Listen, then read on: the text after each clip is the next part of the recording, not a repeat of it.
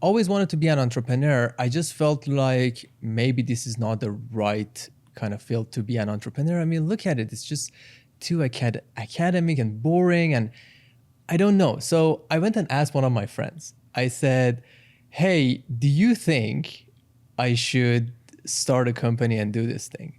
And he said, okay, if you want a piece of advice from me, I'm going to tell you this. Close your eyes. And I closed my eyes. And he said, think of yourself in 2 years. Do you want to be doing this work? And I closed my eyes and I thought about it. And I'm like, no, man, I don't. I don't think I want to do this. It's just, it doesn't feel right. And I'm so glad I didn't listen to that advice. You know, I think it's the fact that you are dealing with something every day that it just becomes interesting for you. And more you start to realize that, wow, people are not really knowing this amazing science that goes into our home and has to do with our well-being. It has to do with our comfort. And how much we're missing out by not really looking at that science and not bringing it to the masses. Welcome to High Agency, igniting conversations with inspiring people, leading transformative change. In a world where our energy needs are increasing, a quiet revolution is brewing. And as climate change tightens its grip, imagine buildings that are so efficient they sip power rather than guzzling it, leaving scarcely a carbon footprint. Now, this isn't some distant fantasy. It's actually the battleground where visionaries are scaling innovations and showing us that a better way is actually possible now. Governments, who are not exactly known for swift action, are actually rolling out regulations and incentives faster than contractors can have cost overruns. For instance, British Columbia is pushing toward net zero energy-ready buildings by 2032. And that's setting a precedent that's pretty hard to ignore. Now, behind all this are trailblazers who wrestle industry and bureaucracies towards tangible change. One such maverick is Arman Motaghi, founder and CEO of Properate. And that's a tech company that's redefining energy efficiency in residential buildings.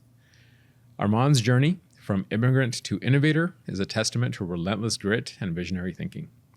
Under his leadership, Properate has partnered with the province of BC, assisting over 200 builders in constructing more energy efficient homes. Their technology has influenced thousands of projects, each one averaging the elimination of 6 tons of greenhouse gases annually. And it's initiatives like these that earned Arman the Canada Green Building Council's Emerging Green Leader Award in 2021.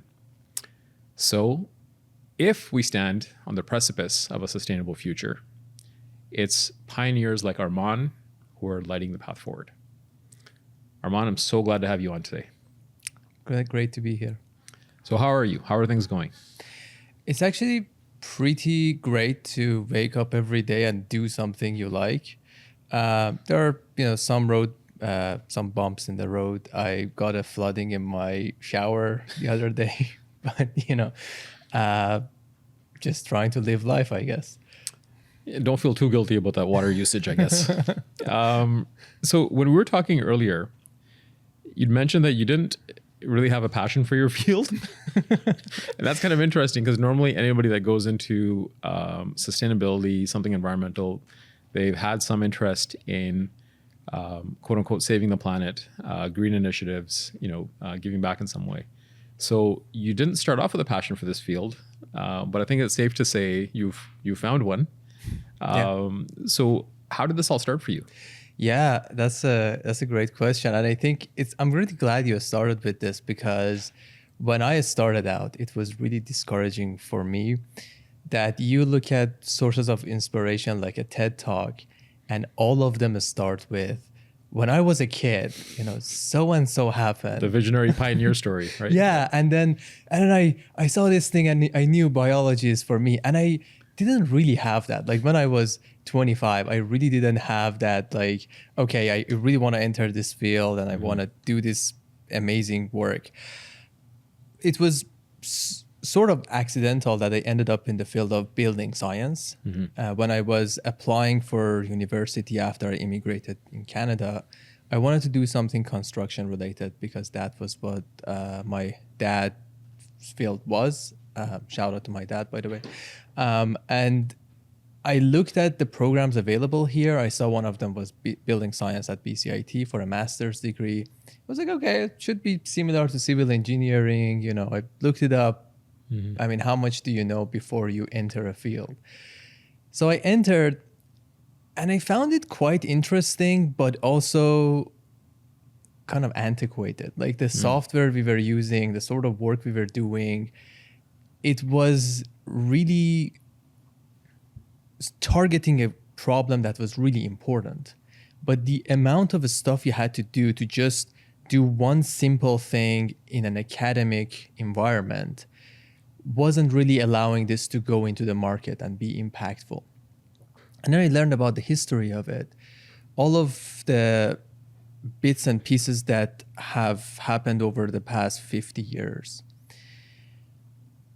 But then, always wanted to be an entrepreneur. I just felt like maybe this is not the right kind of field to be an entrepreneur. I mean, look at it. It's just too academic and boring, and I don't know. So I went and asked one of my friends. I said, hey, do you think I should start a company and do this thing? And he said, okay, if you want a piece of advice from me, I'm going to tell you this. Close your eyes. And I closed my eyes. And he said, think of yourself in 2 years. Do you want to be doing this work? And I closed my eyes and I thought about it. And I'm like, no, man, I don't.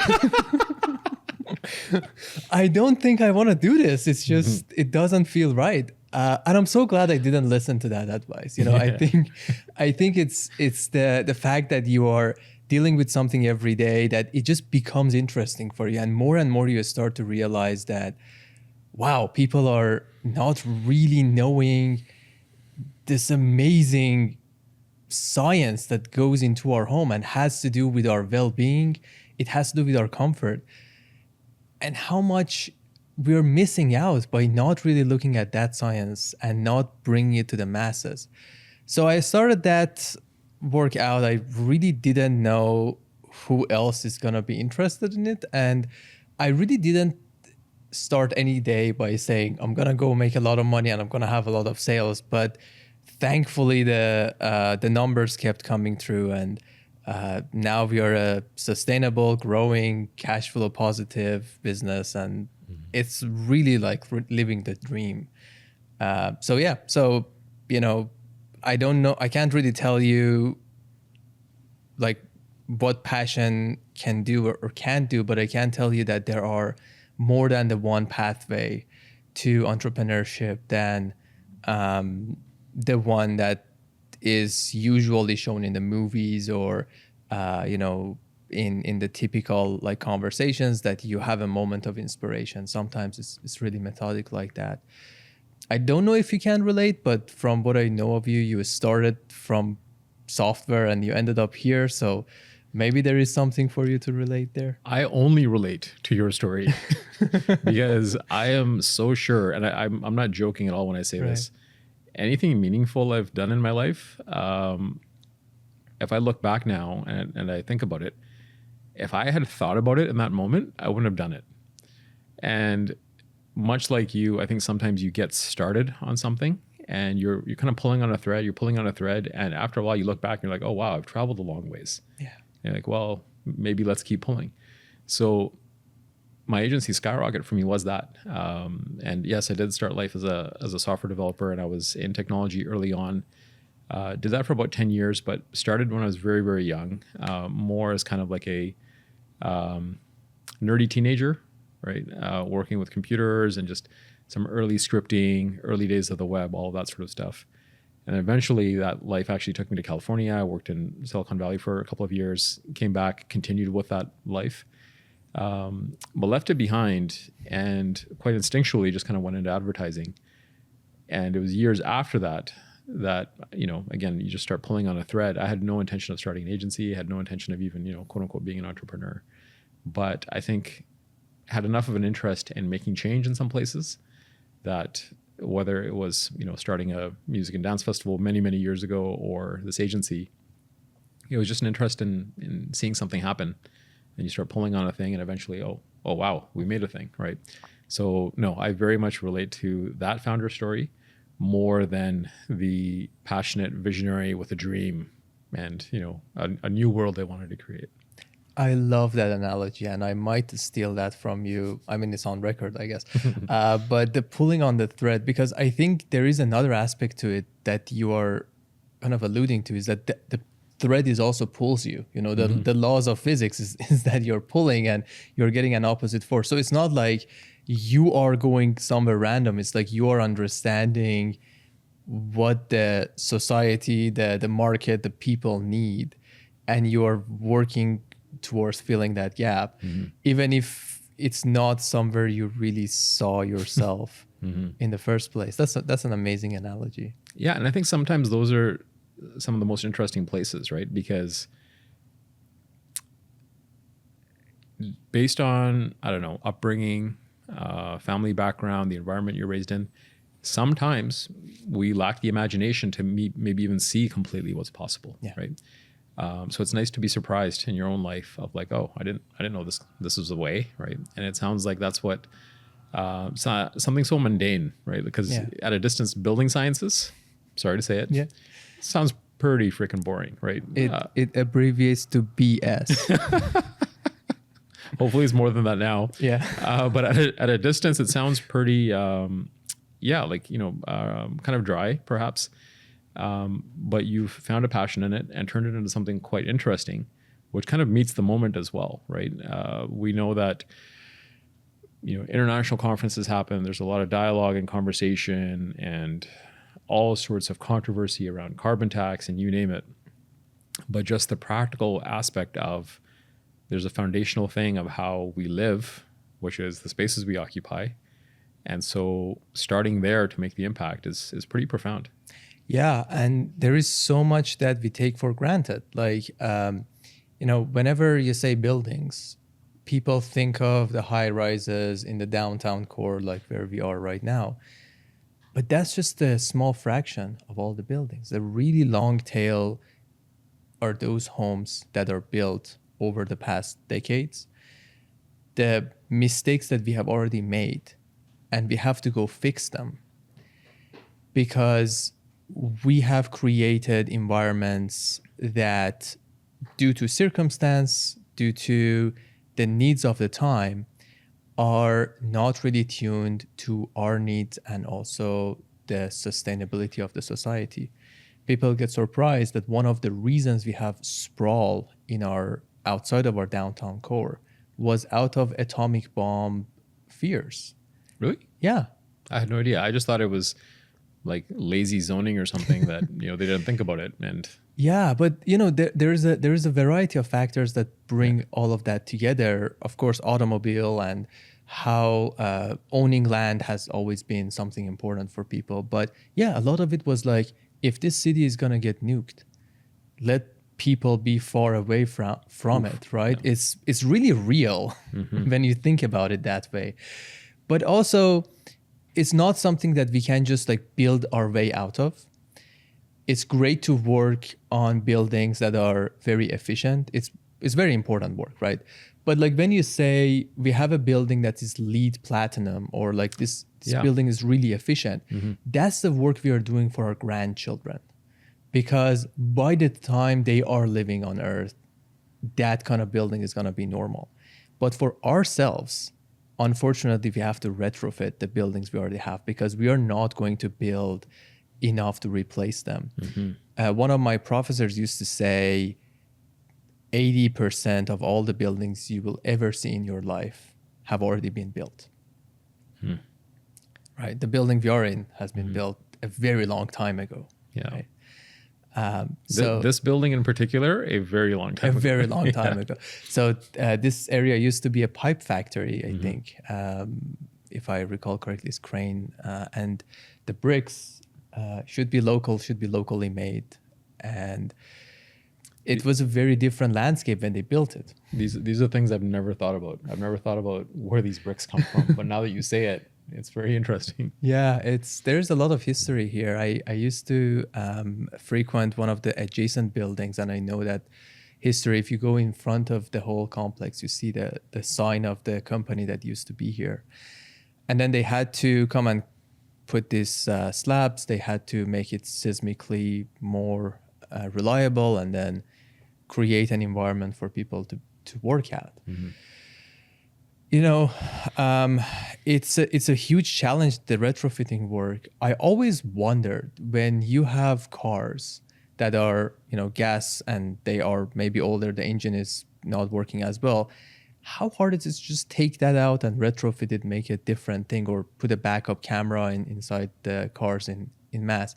They can't do it at scale for cars that are all built the same. Like you have millions of the same model built. Mm-hmm.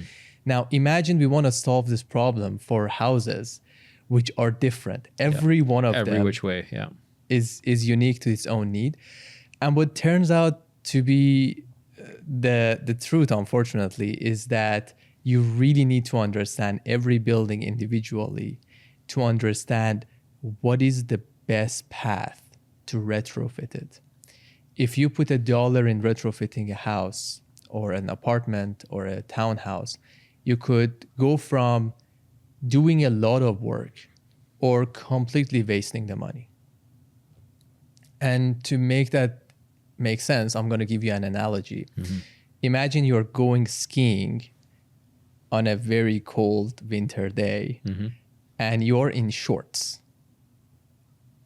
but you're in a jacket. Like, you're comfortable on the jacket, but you're in shorts. Do you feel like you're going to enjoy that skiing adventure? I mean, depends on the day, but generally probably not. Very cold day. Yeah, it's like you're going to be... So I'm going to give you another jacket, right? Mm-hmm. You're going to put another jacket. Will you be comfortable? No, you won't be. And no matter how many jackets I give you, the problem is the shorts, right? The same thing happens with our homes, is that you have windows that are leaking a lot of energy out. And then somebody comes to you and says, you need to upgrade your furnace.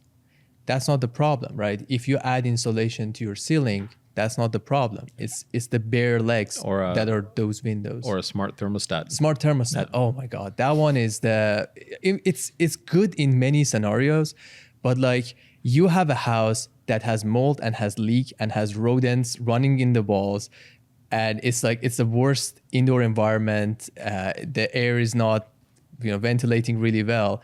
And they slap a smart thermostat on it and say, this is a smart home. That's what we did here.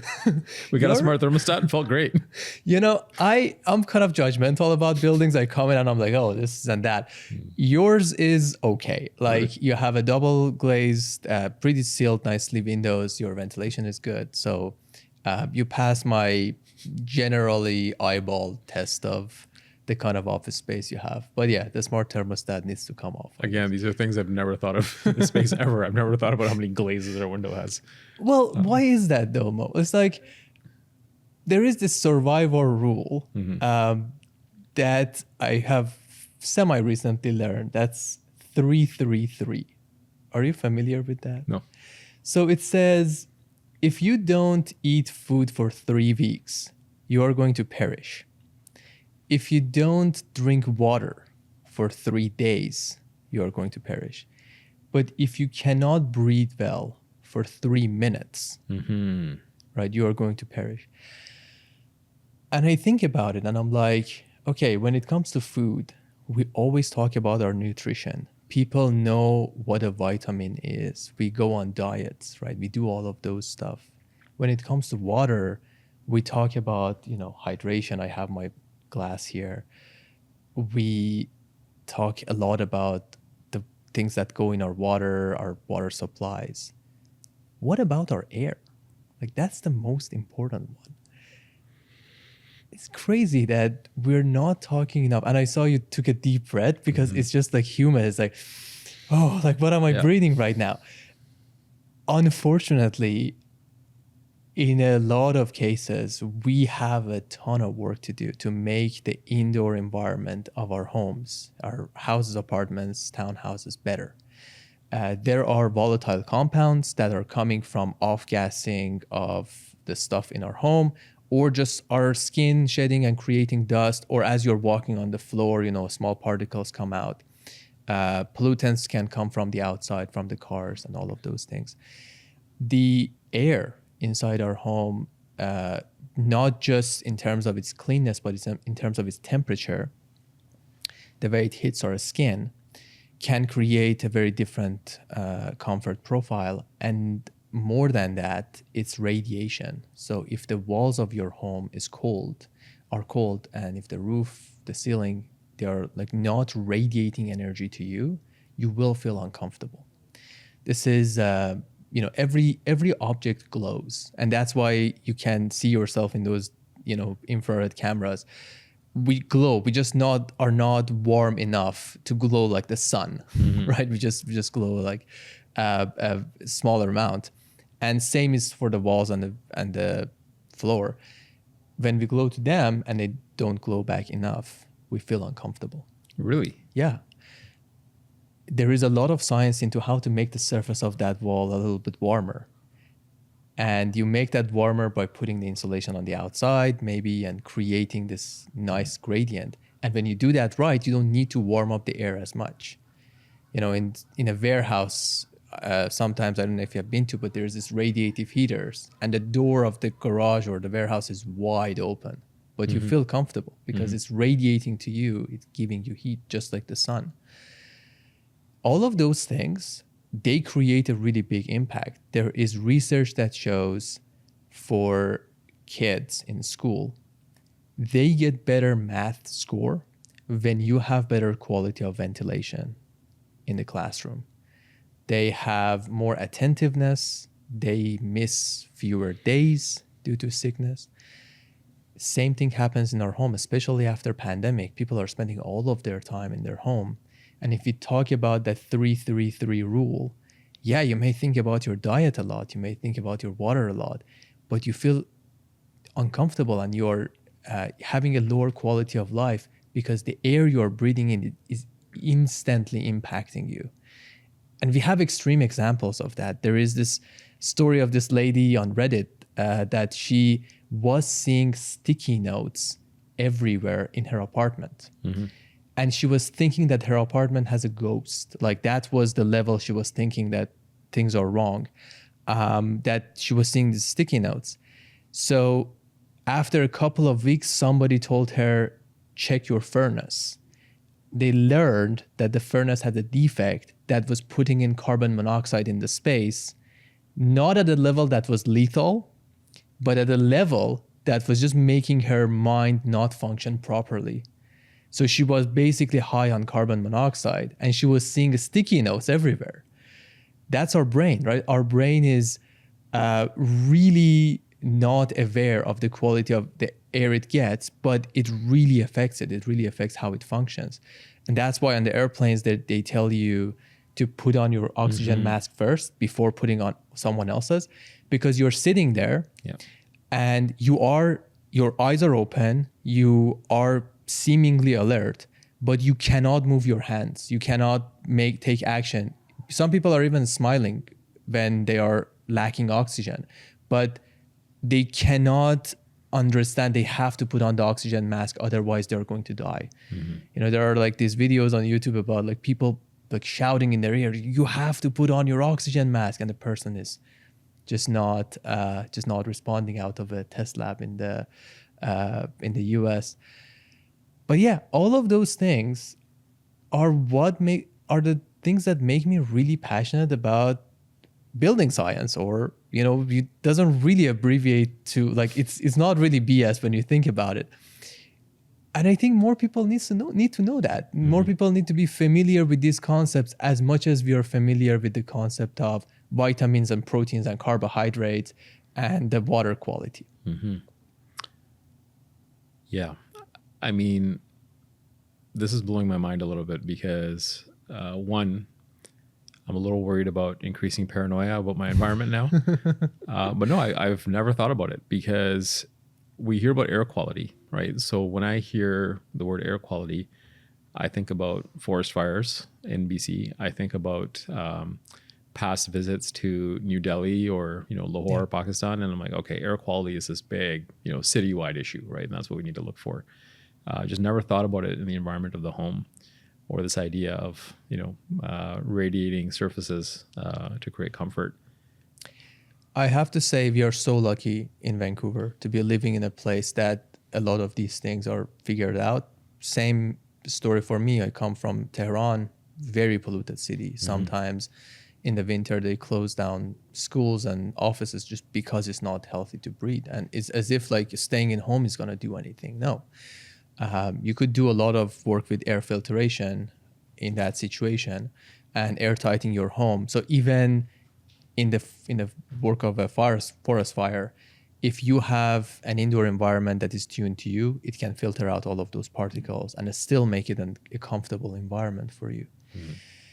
However, I think it's also important to think about the actions we take, not just in terms of like immediate, like, Vancouver's air can be fairly clean, but in certain points in your life, you have to take actions that comes to, for example, replacing your heating system or making a certain choice about your living environment. And if you're aware of what choice is better for you, then you don't have to listen to somebody because you know them from your high school, right? And I think those are the very impactful things. Then you have this one level, which is the homeowners, that they need to be aware. Then you come to the contractors or the people who are coming to your home and they are trying to give you advice. And a lot of times they have done something for 30 years and that's the knowledge they have. That's the evil they know. But the building science field has shifted a lot. Somebody comes to your home and they want to make a modification. If they do it in just a newer, better way, it might not cost you any more, but it's just going to be better value. And there is a lot of education there. But sometimes they're not at fault. They just don't have the right tools. So we have put a ton of effort into cramming $35,000 worth of engineering equipment into an iPhone and an iPad, so that when the person goes on site, they use the LiDAR module on the iPhone to scan the building, detect the windows and the walls and everything, and figure out where the bare leg, in the skiing example, where the weakest points of the building is, and provide suggestions based on that. And more than that, we have profiled energy efficiency solutions, such as different type of insulations, different type of mechanical systems, and good practices to use them in a report that they can show the homeowner in a very engaging way and say, for your home specifically, which is unique to you, this is the best solution to go forward. Unfortunately, even at that scale, you have a lot of cost that goes into doing a building energy upgrade. That's just the fact of the amount of work necessary there. So the next level you have to involve, and this is like exactly the progression of our company over the past few years that I'm telling you, the next level you have to involve is the governments or the utilities. They have a ton of money spent on demand side management. For example, the utility, they do not want to build another dam or build another pipeline. They want to just manage the energy better. Manage the energy, serve more customers with the amount of energy they have. And they also have mandates to do that work. So they are putting, one of them in BC is putting $600 million, significant amount of money over the next few years to do energy upgrades, demand side management works of all kinds. Some of it goes to residential, some of it goes to commercial. We have shown that the work they are doing in the allocation for the residential buildings is not really optimized to the needs that are happening at the contractor and the homeowner level. We see a house that you could upgrade, you could cut emissions by 50%, you could significantly reduce their energy usage. And this home can do it really cheaply. But when the program is defined by the utility or by the government, they think about the building components. So for example, we have the Canada Greener Homes program, which is a federal program that gives grants for homeowners for doing energy upgrades. And we have, programs in BC, programs in all levels of government across Canada, that is either local governments or provincial governments. They are like, okay, if you're changing your windows, I'm going to pay you $150 per window as a rebate so that you can make that upgrade. The challenge is that if the window is that weakest link, maybe that money is not really enough. And for the homes that we looked at, we saw if this money that was allocated for this home was just directed in the right direction, then you would have a very cost-effective energy upgrade. Way more impact. Yeah. Way more impact. And instead of saying, I can pay you $5,000 for the ceiling if you want. I can pay you, $1,000 for this thing if you want. No, just like put it all in a pot of money. And then we do a building energy modeling, which also has a fascinating history. And we can get into it, but we can do a building energy model of this home and we can tell you where this money should go. So the 3 levels of impact is the government/enterprise, is the contractors, is the homeowners. All of these need to come together to create, I think, a Canada that has 100% efficient, sustainable, retrofitted buildings. We are working towards that in any way we can, and we are working with the BC government. On the government side, we are working with a variety of contractors with the new tool that we have and with other tech that we have. And we are also working with many homeowners to just understand what drives them and what creates that impact, and the concept of building science. Does it make sense to them? So what you communicated there is like a really clear and rich vision, right? Yeah. But it took you some time to arrive at that vision. And so when did you kind of get that clarity, right? Like, when you were starting off, again, going back to that pulling on the thread analogy, right? There must have been some challenges, right? Because nobody pulls on the thread and goes, boom, business model, vision, done. So what were the challenges when you were trying to figure out your way of bringing about this change? Yeah, I think it's really great question, I think. The way we started was from actually new construction before even realizing it was from the retrofits. And then we started by, impacting that contractor level and then realizing that no, like you actually might relate to this, that, as the engineering work that happens, a lot of it is actually about how you communicate it. And I think the work that you folks are doing in the Skyrocket is around that like communication piece, which is like significantly harder than it meets the eye. It's like, oh yeah, you just like make a nice report. Like how hard is it? Well, people don't know what a gigajoule means. Yeah. Right. So you have to go and start like putting it in the context that they understand. But it was really hard to learn these things and understand these things. And it was really hard to figure out those are the things that don't scale. Like those are the things that we have to do first. But beyond Properate's mission, I think Properate's story is a Vancouver startup that is fully employee owned. It is cash flow positive. It never raised venture capital.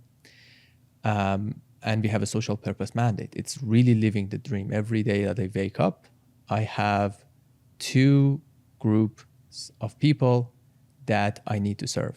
And that is our employees and our clients and nobody else. That's amazing, right?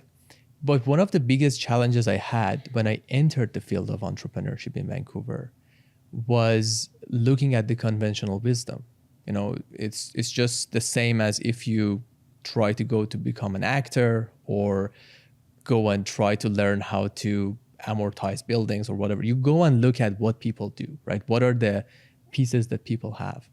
And the first thing they tell you is that you have to have a pitch deck. You have to go talk to investors and venture capitalists. that's what we did. That's what I did. I was like, okay, this is the conventional wisdom. This is the right way of doing things. Let me go and do it. Yeah, there's 10,000 blog articles about it. There's probably thousands of podcasts about it. Yeah. Yeah, and that, exactly. So it's like, okay, well, this is just how things are. Yeah. And it took me a while to realize that I'm not really getting that traction from the investor community. I remember pandemic time, we were at a pitch event. We had our pitch deck, it's like, okay, what is your total addressable market? What is your projections for the year 2027 or something? I remember there was this company that was doing that. They were building houses in the metaverse and they were selling them as NFTs. And then there was us, like upgrading buildings in the real world. Like fools. Yeah, what were we thinking? And I want you to guess, like, you don't have to really tell them, but which company the investors that had 100%. Yeah. were all around. And I really... Because what could be more energy efficient than like an imaginary house? Yeah. And that you can sell as an NFT, it's just, it's everything. And it's those experiences that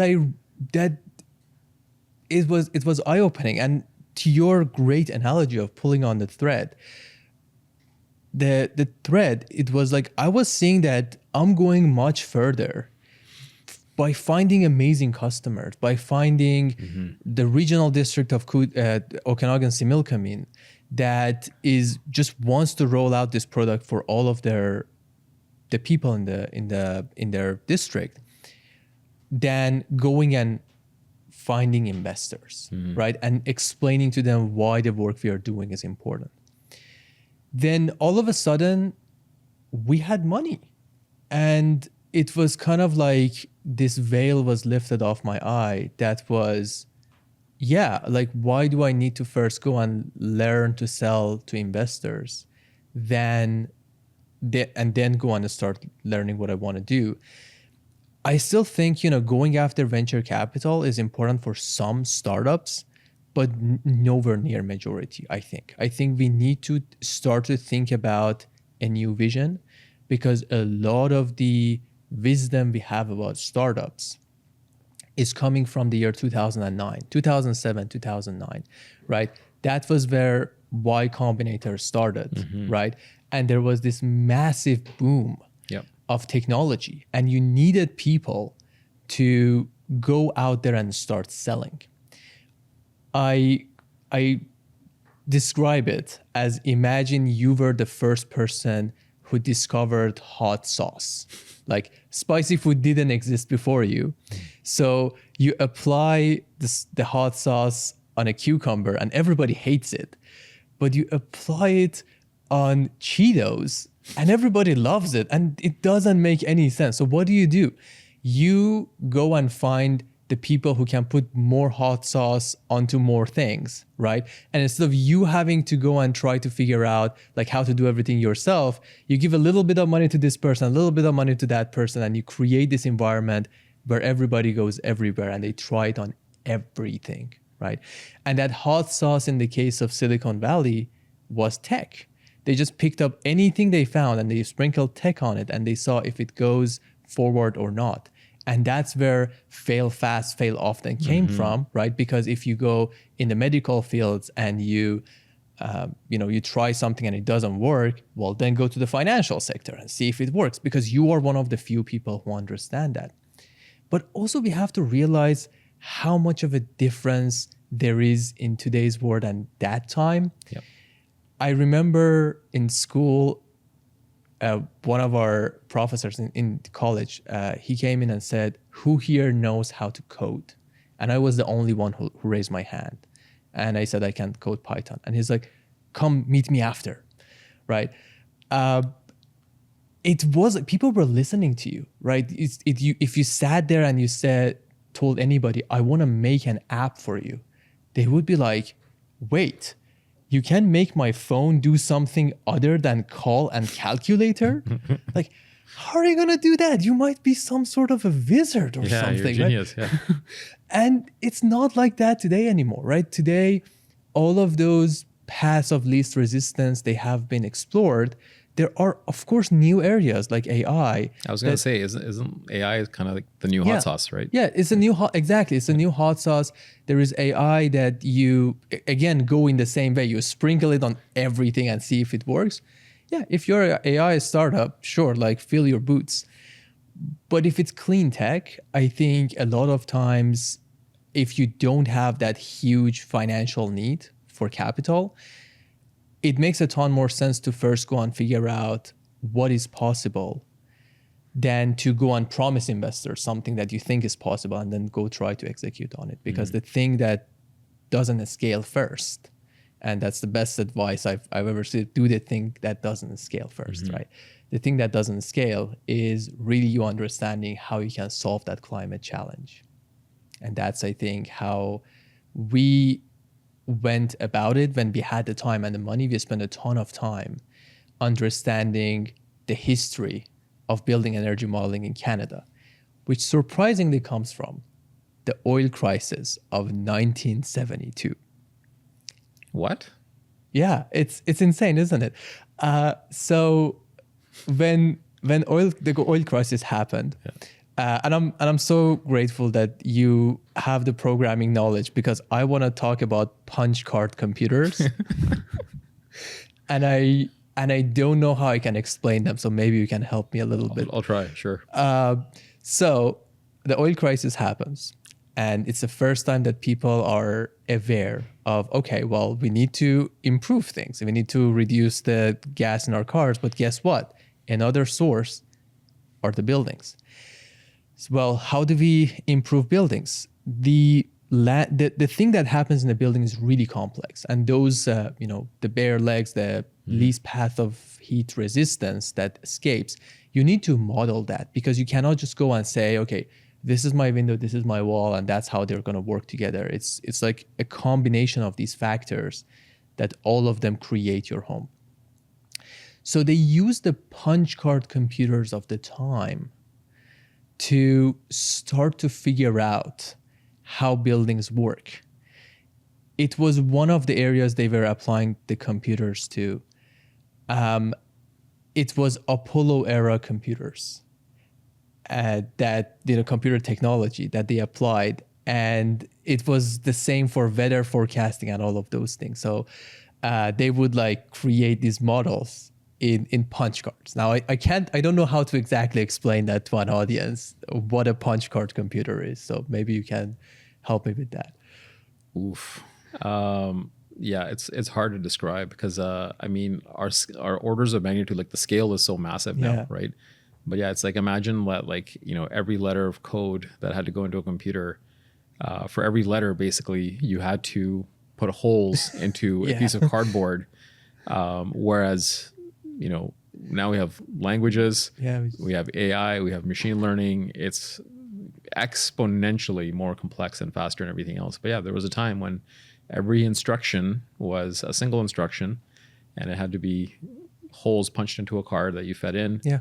And just incredibly slow. Yeah. It's clunky and slow. Very analog. Yeah. And for some reason, Canada was a pioneer in that field. Mm-hmm. And we, for some reason, stopped at some point.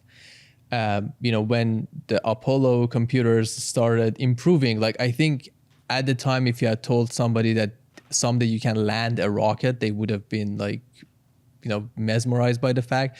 But that technology improved.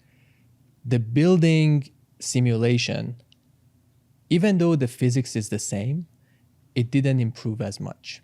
So today, the main tool used for building energy simulation, building energy rating in Canada for residential buildings, low-rise residential buildings, is called HOT 2000. HOT 2000? Amazing name, right? And it comes, as you can imagine, it comes from a year that 2000 was far in the future enough that they named it as such. Yeah. It comes from the government of Canada, and the main code base, the core of it, where it's Fortran 64. Oh, wow. When you open it on a computer, when you want to type Fortran 64, every line you have to press space 6 times, because that was in the punch card for the go-to instructions of the code in that language. So this is the status quo of energy rating. Now, it has a lot going for it because physics is physics. Like a lot of the things that are in there are good, but we can do so much more, right? When it comes to one home, why do I have to draw things on a paper, then go and put them in a spreadsheet, and then go and copy and paste them in a software that was ported from the punch card to MS-DOS to Windows so that I can use it? And there's a ton of foot guns in there, right? If I want to use it at scale, so if I'm, for example, the government of BC and I want to see energy rating of homes in an entire area or an estimate of it, how can I even make that happen with a software that was built with that technology, right? So what we did as Properate was that we went and really understood this history, right? Better than anybody else. Sounds like it. Yeah. I would have never known. It was a hell of a ride. And not only we understood it, we became compatible with it. So if you go to our website, there is a section that we ask you, where is your home? And you put in your address. Then we look at public data and we try to make an idea of your home, that energy model. And then we ask you maybe 10 questions that you can answer to make that energy model like as close as possible to reality as we can make it. We give you some insights that are, we call them a remote rating. A lot of people call them remote rating. And if you like that, you can then have somebody come to your site, to your home, use that LiDAR camera, scan your home, and make another more advanced model, and it gives you all the insights. However, all of these things can be exported to HOT 2000. Wow. To that 50-year-old software. That's right? backwards compatibility. Yeah, right. So you had to make it because you cannot just go to people and say, this is a new thing, use it. Yeah. We say we have absolute compatibility and comfort with where the industry is, meet it where it's at. And then we have created a point of departure. So it's interesting for 2 points here, because there's a couple of things that you're doing and thinking that are kind of counterintuitive to startup culture, right? First is just even in how you got started, of go and get the customer and do the thing that doesn't scale.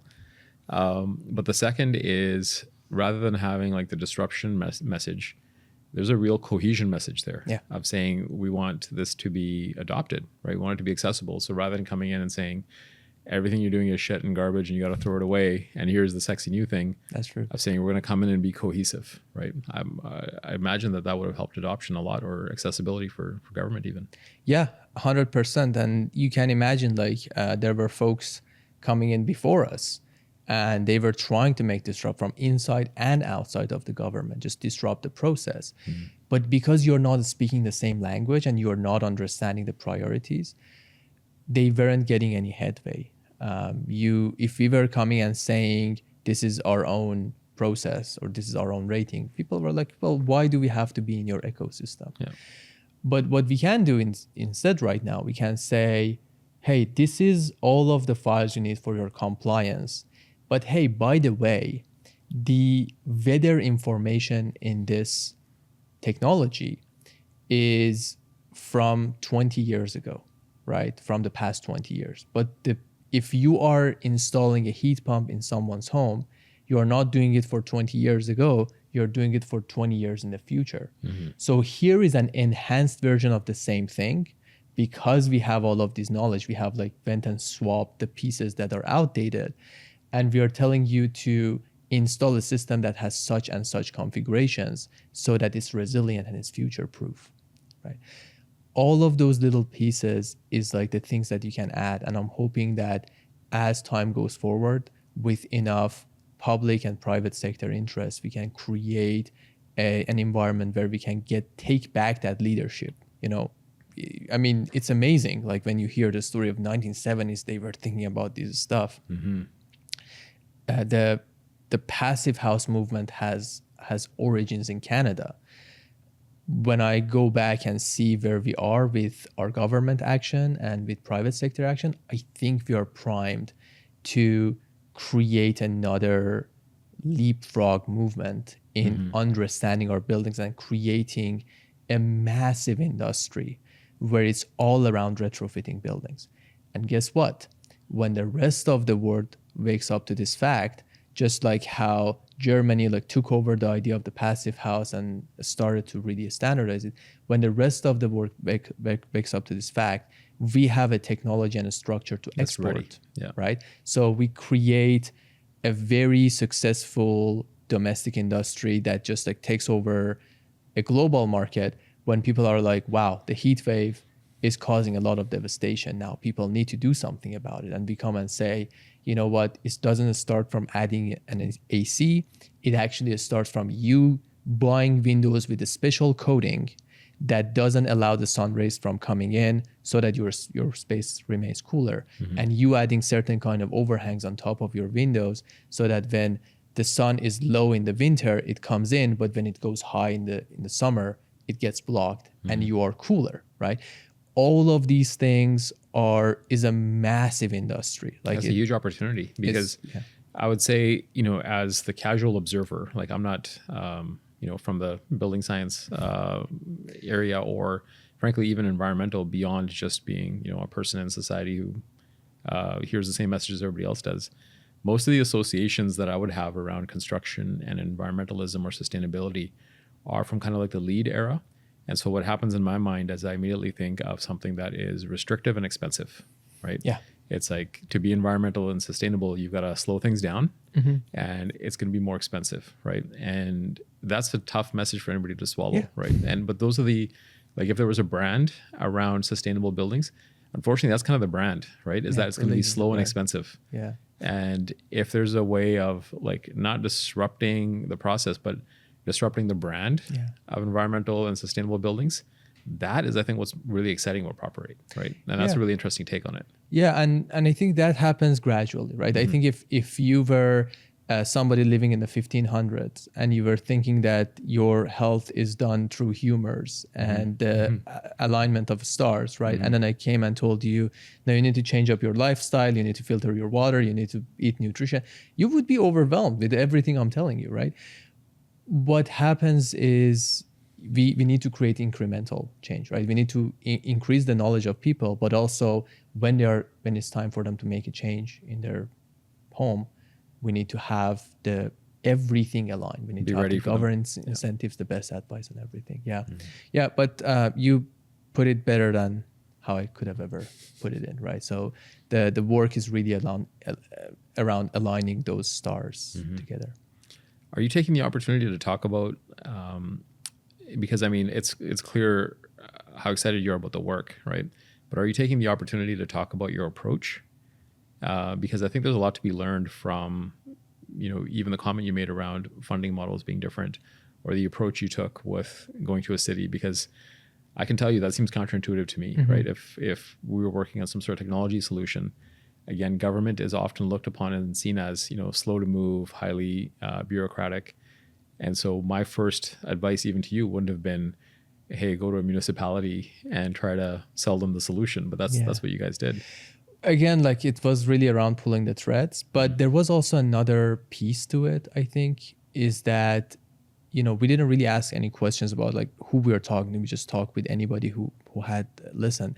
But there is also that I think we are thinking too much in the presence nowadays. The whole media cycle and investment markets. It's just everything is about now. Immediate, yeah. Right. And I feel that's creating a lot of friction, unnecessary friction. I love to be off phase with everybody else. I love to be in an environment where I have a lot of time to think and innovate, because 2 years later, I know it's going to be important. To give you an example, when we started out doing our virtual remote rating work, the questionnaire that is online and asks you questions, the Greener Homes program by the government of Canada was paying homeowners $500 so that they have somebody go to their home and do an energy assessment using the HOT 2000 software. That was the process. everybody was telling us, man, why are you doing this? Why are you creating this like remote rating system when people get paid $500 to go on site? Like, do you hate money? So what happens was that there was this need to scale this up by orders of magnitude. And people realized that we don't have enough people. We don't have enough community knowledge even about the importance of energy efficiency. And we don't have enough money to just like scale this to a scale of millions of homes. No, you can't do it in a linear way. And in the meantime, the government money ran out for the $500. So at that time, we had this virtual rating, remote rating, just fully locked down. We had like the best platform out there. We had thought about everything, about user interaction, security, data sharing, and it was so nicely done that we didn't need any private information from you. And this is like one of the things is that you need to take out really the occupant behavior out of the rating, because you want to think of the homes as an asset that constantly improve regardless of how long of a shower you take or how many bagels you eat. Going back to your comment about hard and costly, no, it shouldn't be about your lifestyle. It should be about your home, regardless of how you want to use it. Just make a better home, right? So we had all of this locked down, and then there was this huge surge towards remote rating. So we were there to just capture the market. Yeah. Now we put a ton of investment on making the LiDAR assessments with those iPhones and iPads, enormous amount of work to make that happen. And everybody is telling us, remote rating is great. Why are you spending all of those time like putting on onsite? No, it's like the pendulum just swings in the direction. And we know that just in a few years, there is going to be an enormous opportunity, if not in a few months even, enormous opportunity to train enterprising individuals and train the existing body of groups that are inside the industry to take them into homes, talk to the homeowners like doctors for their home, and create these roadmaps for home energy upgrades and align everybody together. You cannot say many things about a home without going on site. Even though we were one of the pioneers of that remote rating, and we have a white paper that showed like you could get pretty accurate, we acknowledge that these two things work in lockstep. Yeah. And going back to your point about how we approach things, I think we approach things really slowly. Like we try to make sure everybody can go back to their lives at 5 p.m., everybody has a nice weekend, and we have reasonable deadlines for things. But instead, we focus on being somewhere that we know is going to be impactful, like sharpening our axe really in the beginning. So really like a bit of a antithesis to the break fast, move fast and break things. But I can tell you, it works. It works, and it creates healthier, happier work environments, I think. Now, I also think it kind of fits the culture of the industry you're trying to create, right? Yeah, very much. But the idea of being out of phase is really interesting. I think I'm going to take that away and think about that some more. Arman, if somebody wants to learn more about Properate, your work in particular, your philosophies on life, work, and how to do things, where should they go?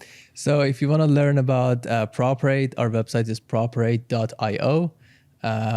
That's where you can even get a energy rating of your home. You can read some of our articles in the blog section.